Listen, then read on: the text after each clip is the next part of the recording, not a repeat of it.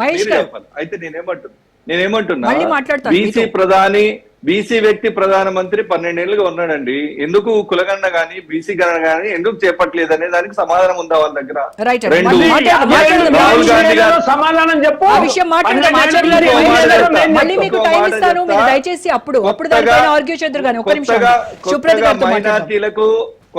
మైనారిటీలకు రిజర్వేషన్ పెరగట్లేదు. ఎవరైతే వీక్ ఉన్నారో వాళ్ళకే అవకాశాలు వస్తున్నాయి. వీళ్ళు లేని అబద్ధపు ప్రచారాన్ని బీజేపీ నెత్తినేసుకొని మళ్ళీ ఒక హిందూ భావోద్వేగాలను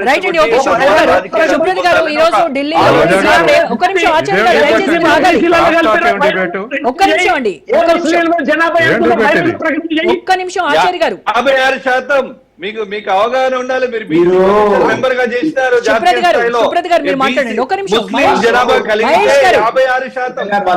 మహేష్ గారు మిగతా గెస్ట్లు కూడా మాట్లాడాల్సి ఉంది, దయచేసి ఆగండి. ఎస్ సుప్రత్ గారు, ఈ రోజు ఢిల్లీలో సీఎం రేవంత్ రెడ్డి మాట్లాడుతూ చాలా సీరియస్ కామెంట్స్ చేశారు. చాలా సీరియస్ కామెంట్స్ చేశారు. బండి సంజయ్, కిషన్ రెడ్డి మోడీ మోచేతి నీళ్లు తాగుతున్నారు, మరి బీఆర్ఎస్ వాళ్ళు మోడీ చెప్పులు మోస్తున్నారా, ఏం చేస్తున్నారు, ఎక్కడ పోయారు, ఎందుకు రాలేదు అని క్వశ్చన్ చేశారు. అదే కేటీఆర్ మీరు ఏదైతే డ్రామా చేస్తున్నారు ఢిల్లీకి వెళ్ళి అని చెప్పన్నారు, ఆయన పేరే డ్రామారావు. వాళ్ళ ఇంట్లోనే ఈ బీసీ రిజర్వేషన్లకు సంబంధించినటువంటి ఒక సమిష్టి ఇది లేదు, ఒకళ్ళు అనుకూలం ఒకళ్ళు వ్యతిరేకం, ఈ రకంగా ఉన్నటువంటి అక్కడే చక్కగలేదు అన్నట్టుగా మాట్లాడారు. గుడ్ ఈవినింగ్ రోజా గారు, మీకు అదేవిధంగా ప్యానెల్ ఉన్నటువంటి మిత్రులకు.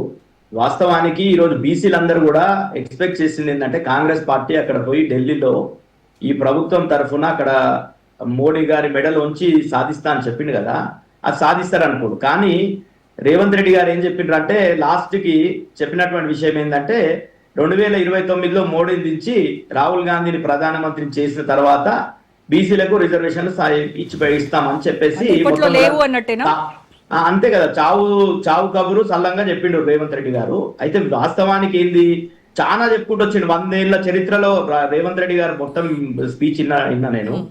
మొత్తం కూడా 100 ఏళ్ల చరిత్రలో 300 మంది ముఖ్యమంత్రులు ఎవరు చేయనటువంటి సాహసం, ఎవరు చేయనటువంటి పని నాకు గొప్పగా చేసినట్టు చాలా చెప్తున్నాడు. అది ఏం చెప్తున్నాడు, 4 కోట్ల తెలంగాణ ప్రజల ఆకాంక్ష అంటుడు. 4 కోట్ల తెలంగాణ ప్రజల ఆకాంక్షనే మేము చెప్తున్నాం. నువ్వు లెక్కలు తీసిన రోజు కూడా నువ్వు లెక్కలు తప్పుగా తీసినావు. మొత్తం కూడా 3,70,00,000 చెప్పినావు. 4 కోట్ల పై చిలుకుంటారు, ఏ లెక్కలు తీసుకున్నా గానీ 4 కోట్ల పై చిలుకుంటారు అని చెప్పేసి ఫస్ట్ నువ్వు తీసినటువంటి లెక్కలే తక్కువ చేసి చూపించినావు. బీసీలని 21,52,000 మందిని చంపేసినావు. కాబట్టే నీ లెక్కలు కరెక్ట్ కాదని గతంలో చెప్పినాం. అయినప్పటికీ కూడా నువ్వేదో బీసీలకు సంబంధించి 42% రిజర్వేషన్ ఇవ్వాలని బిల్లులు తీసుకొని వస్తే నీ బిల్లులకు మద్దతు ఇచ్చిన సందర్భంలో నువ్వు చేయాల్సినటువంటి ఎఫర్ట్ ఎప్పుడు, మార్చి 17 తారీఖు రోజు బిల్లులు పాస్ అయితే నువ్వు ఇప్పటి వరకు కూడా నిద్రపోయి 4 నెలల కాలం మొత్తం కూడా పెండింగ్ లో ఉండి, గతంలో మనకు తెలుసు తమిళనాడుకు సంబంధించినటువంటి గవర్నర్ కూడా ఇట్లనే రాష్ట్రపతికి పంపి అక్కడ పెండింగ్ లో ఉంటే అక్కడ సుప్రీంకోర్టును ఆశ్రయించడం జరిగింది. ఆశ్రయించి ఒక 3 నెలల కాలంలో గవర్నర్ రిజెక్ట్ అన్న చేయాలి, యాక్సెప్ట్ అన్న చేయాలి, రిటర్న్ అన్న చేయాలి. ఇవన్నీ కూడా వీటిలోనే అన్ని పెట్టకుండా నిన్న పార్లమెంట్ లో 2 తీర్మానాలు ఇచ్చారు, వాయిదా తీర్మానాలు.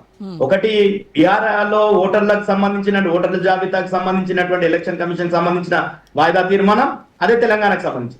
కానీ మొత్తం మీద మేము అడుగుతున్నది ఏంటంటే, మీరు గతం నుండి కూడా రోల్ మోడల్ అని చెప్తున్నారు, తెలంగాణను మొత్తం కూడా చేసినామని చెప్తున్నారు కదా, ప్రజల్ని ఎందుకు మభ్యపెడుతున్నారు? ఈ రోజు మీరు చేసినటువంటి ధర్నాకు మొత్తం రాహుల్ గాంధీ వస్తాడు, ఖర్గే వస్తాడు అని చెప్పి చెప్పుకున్నారు. రాహుల్ గాంధీ రాలేడు, ఖర్గే రాలేడు, ప్రియాంక గాంధీ రాలేదు, సోనియా గాంధీ రాలేదు, ఎవరు రాలేదు. మీరు పోయి ఇక్కడ నుండి తెలంగాణ వాళ్ళు మొత్తం ఎమ్మెల్యేలు ప్రభుత్వ ధనం మొత్తం కూడా వెచ్చించి అక్కడ ధర్నా చేశారు. సంతోషం, మీరు బీసీల కోసం చేశారు, సంతోషం. కానీ మీరు చేసినట్టు చెప్పినటువంటి మాటలు ఏందండి? మీరు మాట్లాడితే మీ ఎమ్మెల్యే రాజగోపాల్ రెడ్డి విమర్శిస్తున్నాడు. మీరు ఎక్కడ పోయినా సావుకు అదే బ్యాండు, పెళ్లికి అదే బ్యాండు, ఎక్కడ పోయినా కానీ కేసీఆర్ ని తిట్టడం. కేసీఆర్ గారు అంట రిజర్వేషన్ తగ్గించిందట. ఈయనకు తెలుసా అండి, పంచాయతీరాజ్ చట్టంలో ఫస్ట్ 2018లో చట్టం తెచ్చినప్పుడు 34% రిజర్వేషన్లు బీసీలకు అని చెప్పేసి చేస్తే దాన్ని హైకోర్టుకు పోయినటువంటి వాళ్ళు ఎవరండి? గోపాల్ రెడ్డి, స్వప్నారెడ్డి, ఇద్దరు కాంగ్రెస్ పార్టీకి సంబంధించినటువంటి వాళ్ళు పోయి హైకోర్టులో కేసు వేస్తే, గతంలోనే సుప్రీంకోర్టు జడ్జిమెంట్స్ ఉన్నాయి కాబట్టి 50% దాటొద్దని హైకోర్టు ఆ సెక్షన్ ని కొట్టేసింది. కొట్టేసిన సందర్భంలో బీఆర్ఎస్ పార్టీ అప్పుడు కూడా సుప్రీంకోర్టు పోయింది. సుప్రీంకోర్టు కూడా ఆల్రెడీ మేము జడ్జిమెంట్స్ ఇచ్చినాం కాబట్టి 80% యాక్సెప్ట్ చేసేది లేదని చెప్పింది. చెప్పిన సందర్భంలోనే మేము ఆ రోజు మళ్ళా ఆ చట్టాన్ని మార్చుకొని 50% లోపలనే రిజర్వేషన్లు అన్ని మార్చడం జరిగింది. దాన్ని అన్ని కూడా మొత్తం మర్చిపోయినట్టు రేవంత్ రెడ్డి మొత్తం ఈరోజు బీసీలను ఉద్ధరిస్తున్నట్టు ఈరోజు కామారెడ్డి డిక్లరేషన్ ఈరోజు ఏం చెప్తున్నాడు, ఈ రోజు మేము రిజర్వేషన్లు ఇవ్వలేము, రాహుల్ గాంధీ ప్రధాని అయితే మాత్రమే రిజర్వేషన్ బీసీలకు వస్తాయని చెప్తున్నాడు. నువ్వు కామారెడ్డిలో బీసీలకు ఇచ్చినటువంటి వాగ్దానాలు చాలా ఉన్నాయి, నువ్వు ఇదేమో నీ చేతిలో ఉన్నటువంటి వాగ్దానాలు ఒక్కరు కూడా నెరవేర్చలే. ఒక ఎంబీసీ మంత్రిత్వ శాఖ ఏర్పాటు చేస్తామన్నారు, మహాత్మా జ్యోతిబా పూలే సబ్ ప్లాన్ పెడతామన్నారు, ప్రతి సంవత్సరం 20,000 కోట్లు బీసీలకు కేటాయిస్తామన్నారు, ఎక్కడ కేటాయించలే. అదే బీసీలో ఉండేటటువంటి చిరు వ్యాపారులకు వడ్డీ లేనటువంటి రుణాలు 10 లక్షల రుణం ఇస్తామన్నారు.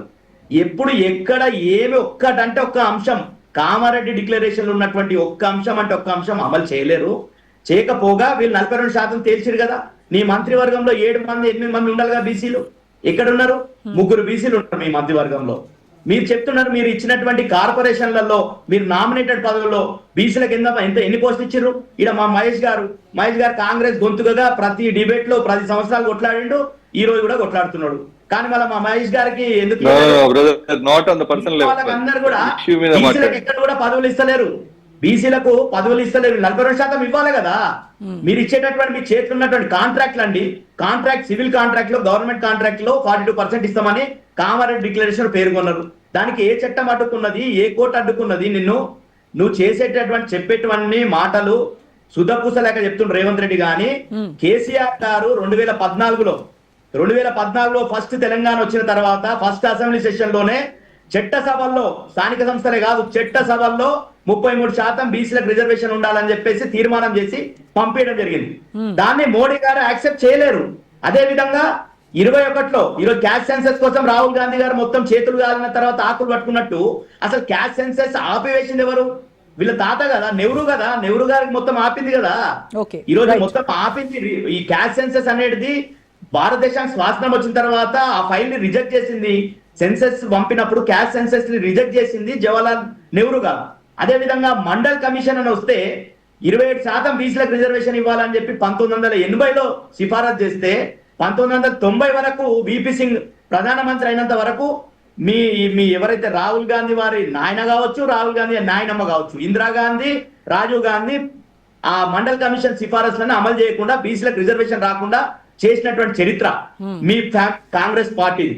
అదేవిధంగా రాజీవ్ గాంధీ గారు ఈ మండల్ కమిషన్ నివేదిక మీద చర్చ జరిగితే పార్లమెంట్ లో ఈ మండల్ కమిషన్ రిజర్వేషన్లు అమలు చేస్తే బీసీలకు రిజర్వేషన్లు ఇస్తే సమాజం విచ్ఛిన్నమైతది, జాతి విచ్ఛిన్నమైతది అని చెప్పేసి మాట్లాడిన ఆధారం లేని మాటలు, అసంబద్ధమైన మాటలు.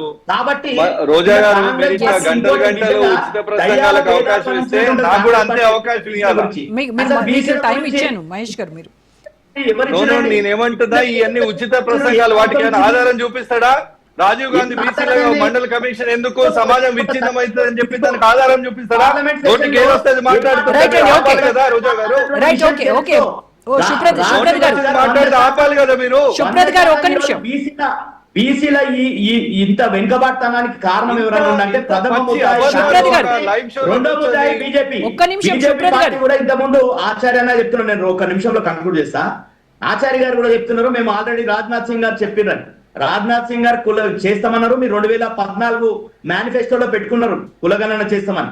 కానీ 2021లో మీరు సుప్రీం కోర్టులో వేసినటువంటి అఫిడవిట్ లో ప్రభుత్వం మేము కులగణన చెయ్యము అని చెప్పారు.